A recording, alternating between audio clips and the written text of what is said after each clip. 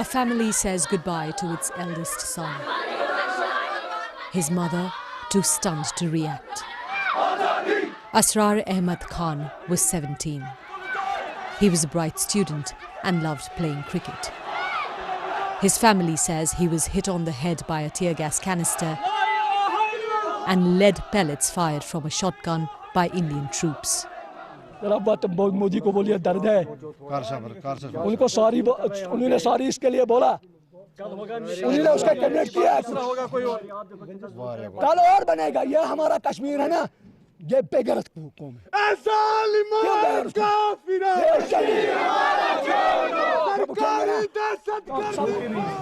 We'd visited Asrar at the hospital when he was battling for his life. The cause of this boy's death has become a symbol of the conflicting accounts of events in Kashmir. Doctors say he died of injuries caused by pellets and the blast of a tear gas shell. But Indian forces say he was hit by a stone thrown by anti-government protesters. There have been varying accounts of the number of deaths and injuries in Kashmir over the past month, as protests against the removal of the region's special status have turned into violent clashes. The government says not a single life has been lost in action by security forces. It alleges armed insurgents have killed 3 people. The owner of this shop was one of them. He was shot dead while sitting inside in front of his wife. His family was too scared to speak to us. Police say extremist groups are warning people against opening shops, banks and fuel stations.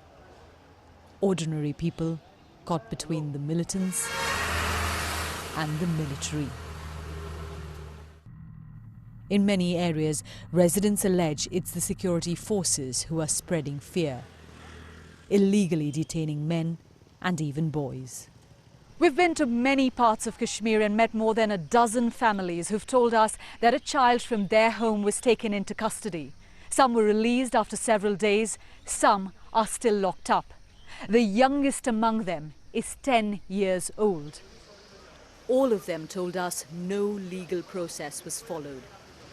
Some said they were beaten.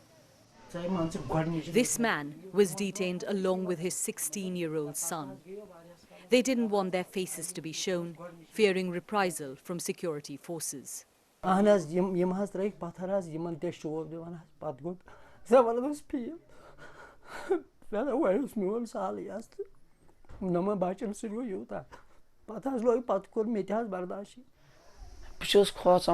His son told me he isn't able to sleep at night out of fear. The Kashmir police did not reply to the BBC's request for a comment. The Indian Army refused to respond to the allegations unless we shared the identities of the interviewees and details of the incidents. They said Indian Army prides itself on protecting human rights. They also said that in the last 5 years, only 3 of 37 reported cases of human rights violations were found to be probe-worthy and 9 personnel were punished. For decades, India has been seen as an occupying force in many parts of Kashmir. But there are also areas where people have chosen to be a part of the Indian democracy. Like this village, one of the last near the de facto border with Pakistan. Today, even here, there's anger.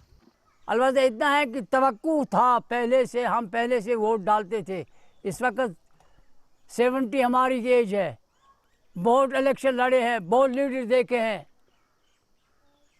तो मगर ऐसा धोखे वाली बात नहीं हुई हमारे साथ इस साल धोखे वाली बात हमारे साथ हुई है For 6 weeks now, Kashmir has remained under a clampdown.